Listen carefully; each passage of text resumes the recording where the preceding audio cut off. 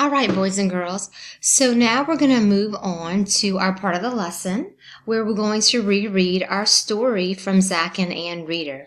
Remember our targets, or that we can blend sounds to read words, and also that we will answer and ask questions about a story that we have read. So we're going to open up our table of contents and we're going to find the story Fix That Ship. We're going to slide our finger to the page number that we need, which is 38.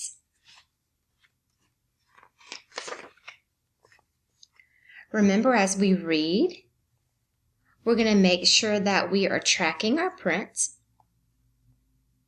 Here we go. Fix that ship.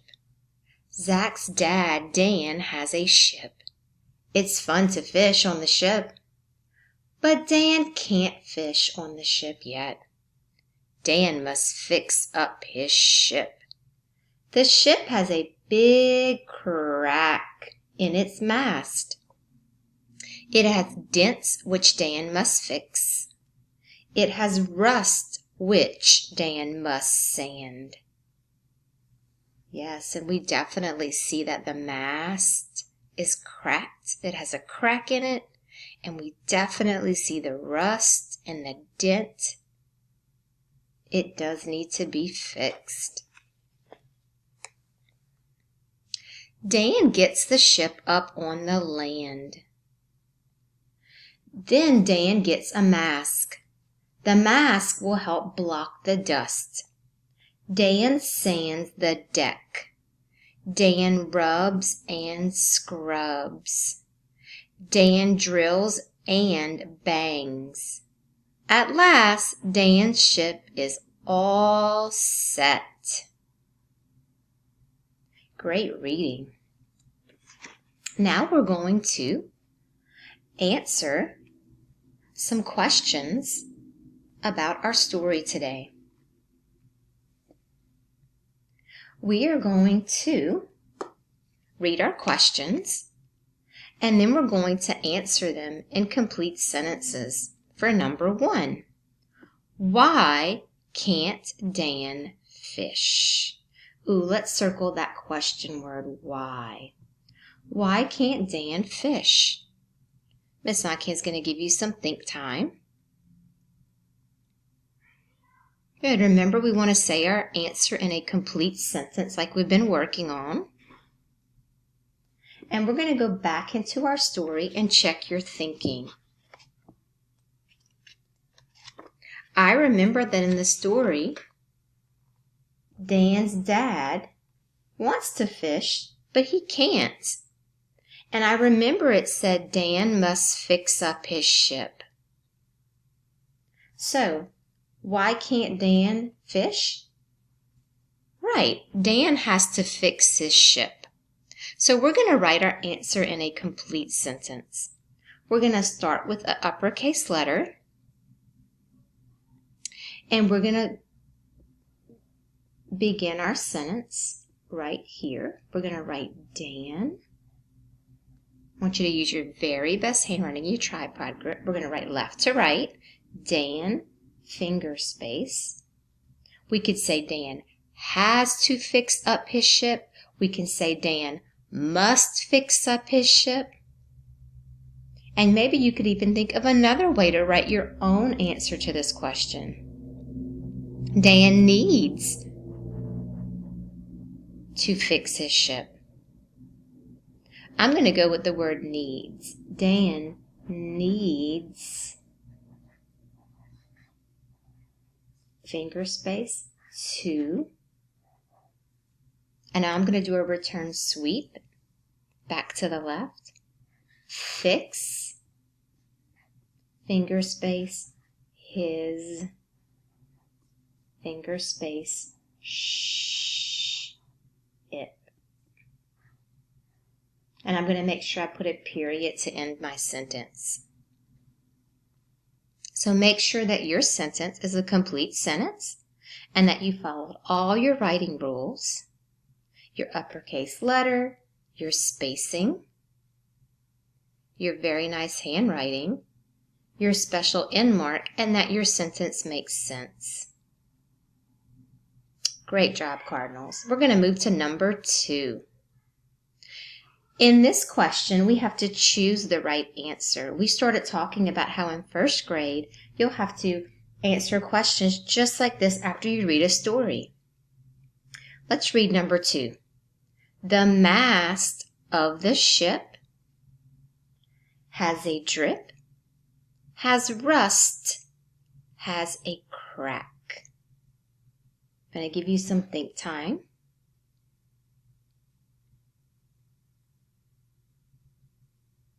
And I want you to touch the answer that you think is correct.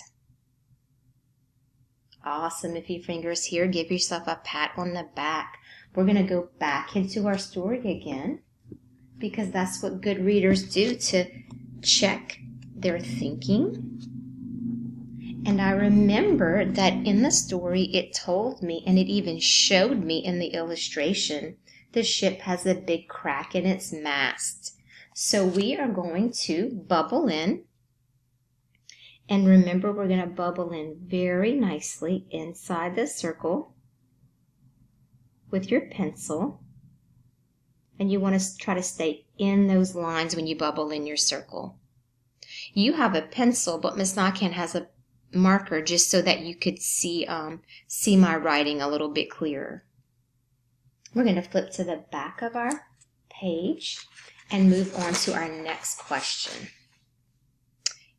All right, it says at the top, what must Dan sand? We're going to circle our question word and read that one more time. What must Dan sand? I'm going to give you some think time.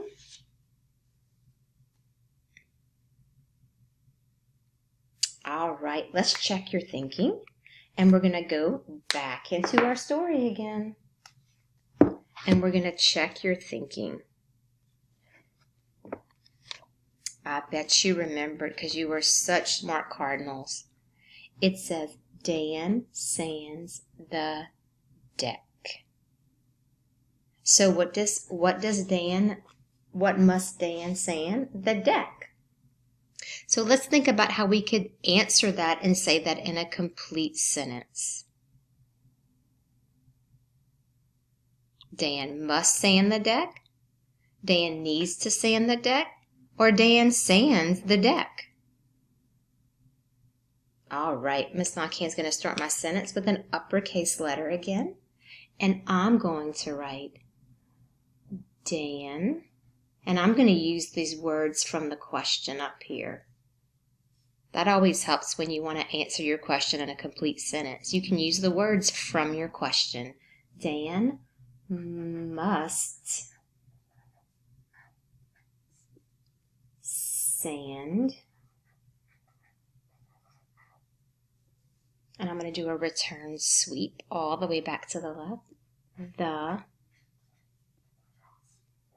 deck. And we're going to put our period. And remember to go back and check your 5-star writing rules again. Now we have a box at the bottom. And in this box, we are going to illustrate part of the story. So I'm going to go back into my story. And I think that I would like to draw the part of the story where Dad is actually sanding. Remember, he had to sand the deck, as we just said. I think that's the part of the story that I'd like to draw. So in this box, you can use your colors. You can use a pencil first and then go back. But make sure you add lots of details to your picture. You might want to draw your boat or your ship first, right? And then we could draw the mast. We could draw that there's still some rust on it. And then we could draw Dad over here. And we could draw Dad over here working on it with that sandpaper, sanding and doing his best to make sure that his ship is what? Yes, nice and fixed. And you can add lots of more details to your picture. So at the bottom down here, you want to write a caption.